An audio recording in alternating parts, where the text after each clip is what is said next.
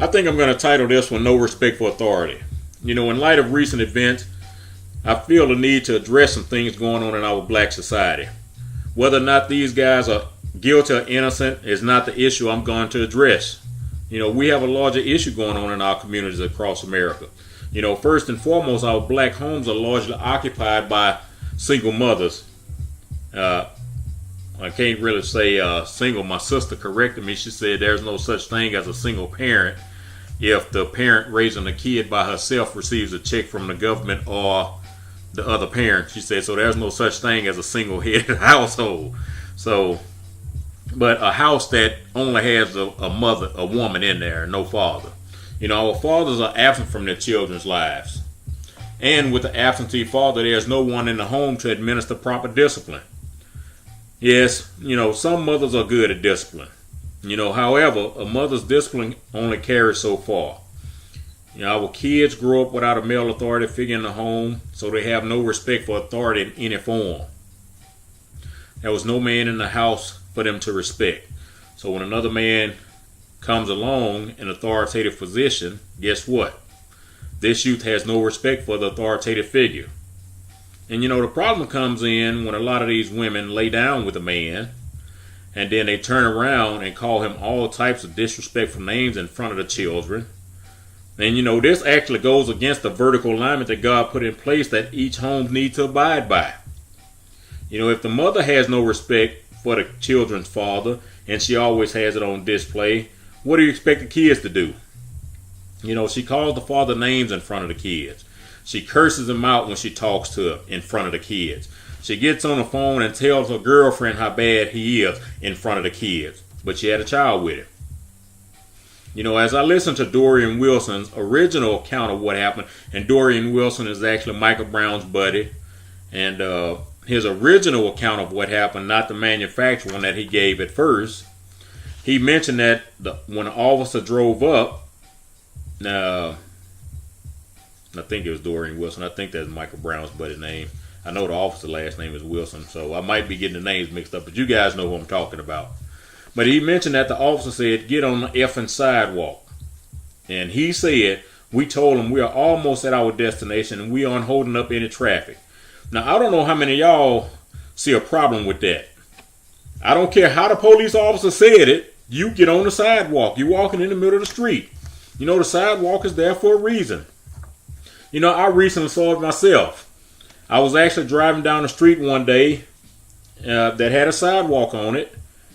And there was a young man walking in the street.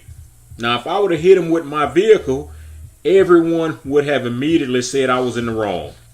No one that would even mention the fact that he was walking in the street. On top of that, the sidewalk was on the opposite side of the street I was driving on, and he was walking against the traffic on the other side. And we are not teaching our youth to respect authority anymore. We have all heard the old African proverb that it takes a village to raise our children. I totally disagree with that.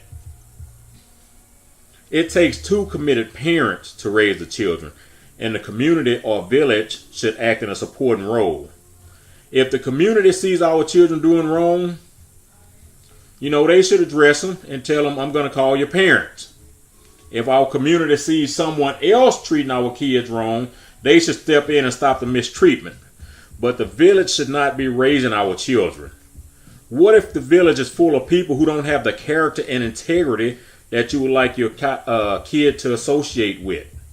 What if the village doesn't have the type of attitude you want your kid to have? What if the village has an entitlement mindset and believes everyone outside of self owes them something?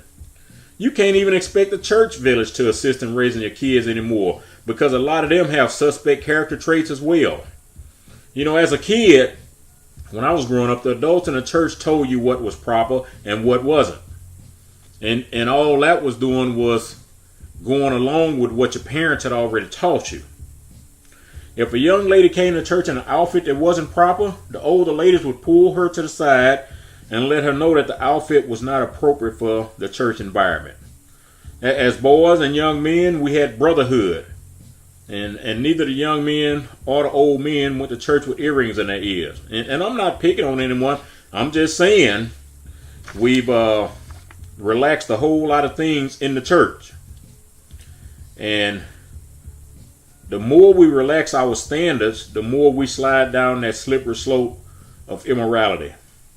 And so we grow up without that respect for authority, and each time we encounter someone who gives us a directive, we rebel against that figure. I don't care who you are. In that spirit of rebellion, someone is going to lose in that deal every time. Usually, the rebellious spirit is the one on the losing end. I just want to point out some situations from my life in dealing with the police. I remember going to Atlanta back in 1994, and I was driving a black Mazda pickup with an enclosed black camp on the back.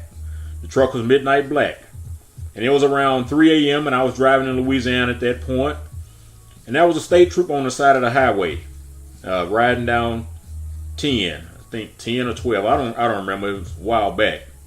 Man, I guess that's been 21 years ago. And as soon as we got close to the state trooper, the vehicle in front of me hit the brakes, so that when we passed the state trooper, I was too close to his bumper. And I was in college at the time, and I had played on an intramural basketball team, and the name of our team was Death Row. Kind of named it after Suge Knight and that rap organization over there on the West Coast with Dr. Dre and Snoop and all those guys. And I'm a pretty large guy. I played football in college, so I had a nice size to me. And you can imagine me getting out of a small pickup at 3 in the morning with a shirt on that said Death Row. And both state troopers retreated back to the vehicle and told me to put my driver's license on the hood of their car and get back in the truck. And guess what I did? I put my license on the hood and I got back in the truck. In 1997, I was coming back from Midland, Texas. I went over for some business and I got pulled over for speeding. And I was in a place called Comfort, Texas, 60 miles on the other side of San Antonio, west of San Antonio. And when the state troopers walked up to my vehicle, the trooper on the passenger side kept his hand on the holster the entire time.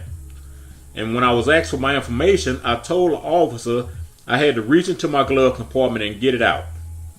And when he came back with my ticket, he told me, "Mr. Jones, we really appreciate you telling us before you made a move that you had to open the glove box." He said, "Each day we fear for our lives, and people make sudden moves all the time, and we never know what they're reaching for. We want to make it home safe at the end of the day, Mr. Jones." And I responded, "And so do I." And I'm going to talk about one more, and going to move on. And I was going to work in Gulfport, Mississippi. And once again, the vehicle in front of me hit the brakes as we passed the state trooper. And I was pulled over once again for following too close. And as I pulled out to get back on the highway, the young man who was riding with me did not understand why I addressed the trooper as sir when he was obviously younger than me.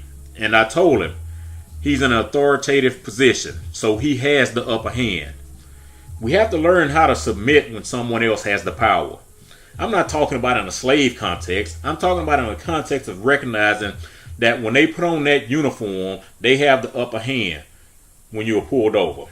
If we don't teach our young men to submit to the proper authorities, we will experience more and more bloodshed at the hands of anyone and everyone. See, a lot of our young men are raised by their mothers, and I'm not being chauvinist, but our mothers are women. Big surprise there. What do many women do? They respond emotionally because they are built that way. So because they are built that way and they are largely raising our boys, guess how our boys respond to conflict? The only way they know how, and that's emotionally. Look at it. Of all the crime committed against blacks, 94% of the time the perpetrator is black. You know why? Because our young men do not know anything about proper conflict resolution. And they get that from their fathers. And just as a side note, 3 times as many white guys get killed by police officers as blacks, but they only put the blacks in the news to keep fanning the flames of racism, to keep you distracted from all other stuff going on in the country. But we're not here to talk about all that. And so, fathers teach our boys how to handle conflict. Fathers teach our boys how to deal with problems and situations that come up in their lives. But the only way our boys know how to respond is I'm going to bust a cap in it. And that's going to teach the next one about disrespected me. But the only problem with that is there probably won't be a next time, because he's going to jail for life because he couldn't control his emotions. Then he gets locked up at a young age. Most of our young men are being locked up between the ages of 15 and 24. And most of our young men that are being killed around between these ages as well. Nothing is 100%. I said most of. So knowing this, it is imperative that we learn how to properly cultivate and train them before they get to age 15. Preferably before they get to age 5. And most definitely before they get to age 10. I was taught to respect authority. The first authority we should respect is our fathers in a physical sense. Once that hurdle is applied, we tend to not have a problem with other authority figures we encounter. Once we gain respect for authority, we can have respect for one another. Once we have respect for anything, we will see crime reduced. Once we get some respect back in our communities, we will see our entire existence as black people improve. We don't respect authority because we lack identity. We lack identity because our fathers are largely non-existent. Now, when I speak, nothing is ever 100%, as I mentioned. Because even though some relationships didn't work, the father is still in the picture. We get our identity from our fathers. Some of us have lost fathers early on, so they don't have a reference point of who they are totally. Some are raised by stepdads. Regardless of how great your stepdad is, he can't pass you identity. The identity you're getting is a manufactured identity. If we grow up without our biological father, we live our lives always missing and searching for something. Yeah, we can live great lives, but we're missing something. And the reason a lot of our young men act out is because they lack an identity. And when you lack an identity, you tend to lack purpose for your life. When we lack purpose, life gets bored and we look for ways to become relevant. We look for ways to get respect. We join gangs because gangs give us identity. We kill other men because we get known as a killer. That's our identity. That's become our identity. We have become known for something.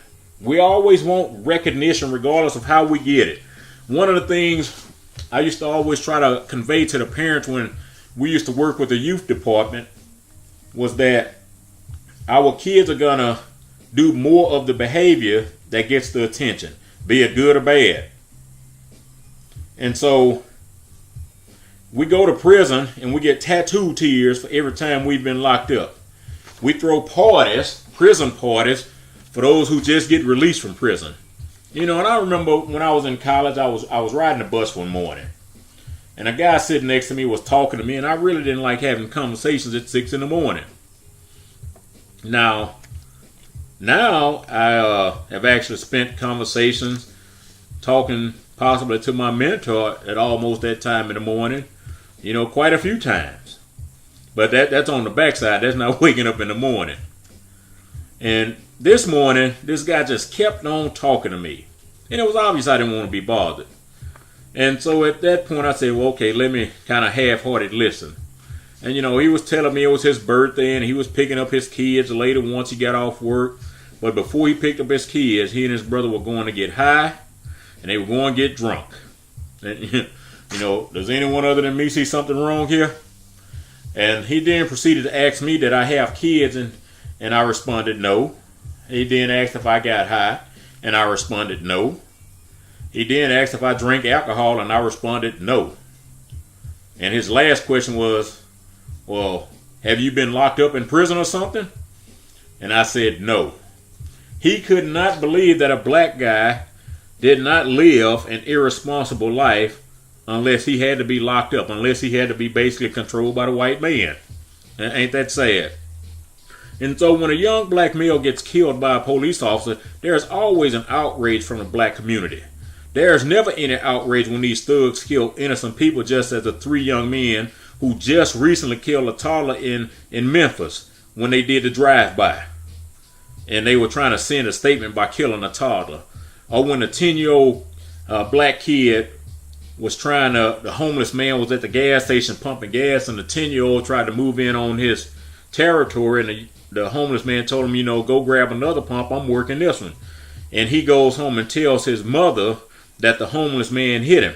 And the mother returns with a van full of thugs and they beat the man into a coma. Now, she's in prison for attempted murder, and if this guy dies, she's gonna be locked up for murder, all because her 10-year-old kid lied. And how many situations have we seen like that while a young black youth lie about something? Tawana Brawley, anyone? But no protests, no marches, no community destruction, and no outrage from the black community when these incidents happen. But you let it had been a white person. And now with the situation in Baltimore and the black female mayor telling the police to stand down and allow those who wish to destroy the community so they can address and have their free will. You know, there's a list of the guy who was killed up in Baltimore. And his arrest record was made available. And I'll be the first to stand against any injustice. You know, I wasn't there, and those of you listening to this probably weren't there either. So we don't know what happened. All I know is this guy has had a life of crime going back to 2008. He's had probably 15 or 20 arrests between 2008 and now. And he's already been arrested twice this year, and the most recent was on March 20th of this year. And so he lived a life of crime. And I'm not saying crime gives a police officer a right to take a life, unless his life is being threatened by the criminal. But in Matthew 26 and 52, this is what it reads. Then Jesus said to him, "Put your sword back into its place, for all who take the sword will perish by the sword." Now, the young man didn't have a physical weapon per se, but he lived a life of bad behavior and poor decision making. You know, it's just like the parable of the sower of the seed. Whatever seeds you plant will be the harvest you reap. You can't sow corn seeds and expect to harvest tomatoes. It just doesn't correlate. With that being said, you can't sow bad behaviors and expect good rewards. It just doesn't work. When I went into the hospital over these last 3 years for 3 surgeries, I had to ask myself, what have I done which has led me to this point in my life? I didn't blame the system. I didn't blame my parents. I didn't blame my wife. I sold some bad and improper eating and health habit, and my body responded, and it rewarded me the way it was designed to do. The person who was totally responsible was the one who looked back at me every day in the mirror.